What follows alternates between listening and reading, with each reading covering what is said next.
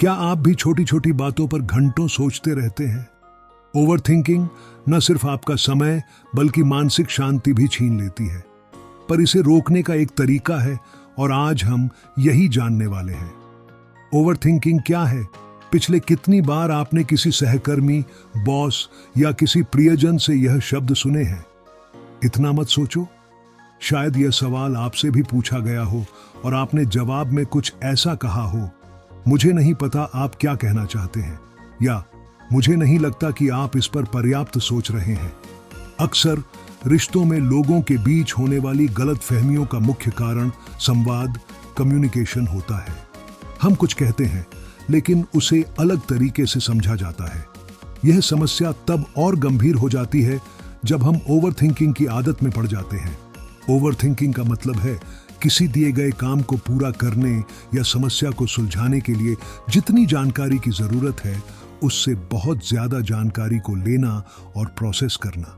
जब हम जरूरत से ज्यादा जानकारी के पूल से खींचते हैं, चाहे वह कुछ साधारण सा काम हो जैसे कि सही टाई चुनना या किसी नए बॉयफ्रेंड से ब्रेकअप करना, तो हम ओवरथिंकिंग के दोषी हो जाते हैं और अक्सर काम को खुद के लिए जरूरत से ज्यादा कठिन बना लेते हैं।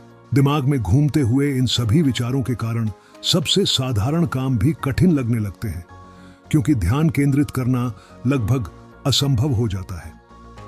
ओवरथिंकिंग आपको एक भावनात्मक रूप से हानिकारक मानसिकता की ओर ले जा सकती है, जहां आप अपने बारे में, अपने प्रियजनों के बारे में या यहां तक कि दुनिया के बारे में नकारात्मक सोचना शुरू कर देते हैं। आपके दिमाग में बहुत अधिक नकारात्मकता और चिंता होने से सकारात्मक सोचने की कोई गुंजाइश नहीं रहती और न ही एक अधिक सकारात्मक, उत्पादक व्यक्ति बनने का रास्ता मिल पाता है।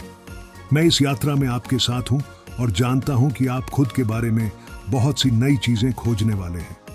इस किताब से मदद लेने के लिए आपने जो पहल की है, वह आगे बढ़ने का एक महत्वपूर्ण पहला कदम है।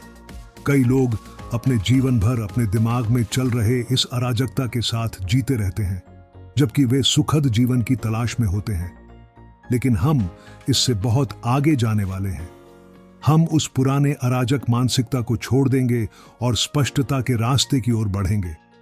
इस किताब का शीर्षक आपके दिमाग के अंदर के शोर से रास्ता खोजने का संकेत देता है, लेकिन हम केवल चलते चलते उस अराजकता को वहीं छोड़ नहीं देंगे। कई लोग कंपार्टमेंटलाइजेशन नामक एक कला में बहुत निपुण होते हैं।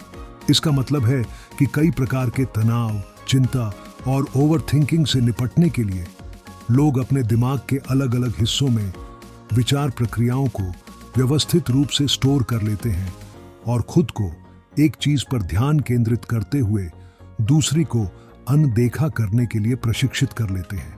कई पुरुष और महिलाएं यह किसी आघात, ट्रॉमा के बाद अनुभव करते हैं। दुख से बचने के लिए वे अपने काम जैसे उत्पादक चीजों पर ध्यान केंद्रित करते हैं और उस दर्द के बारे में नहीं सोचते जिससे गुजरना जरूरी है। कंपार्टमेंटलाइजेशन समस्या से बचने का एक तरीका है और यद्यपि यह किसी ट्रॉमेटिक अनुभव में सहायक हो सकता है, हमारे दिमाग में क्या चल रहा है इसे संबोधित करना जरूरी है अगर हमें इससे आगे बढ़ना है। तो अगर आप तैयार हैं तो चलिए शुरू करते हैं। तो दोस्तों, ओवरथिंकिंग को अलविदा कहने का समय आ गया है। आपका पहला कदम क्या होगा? कमेंट में बताएं।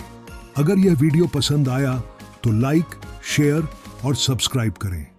मिलते हैं अगले वीडियो में।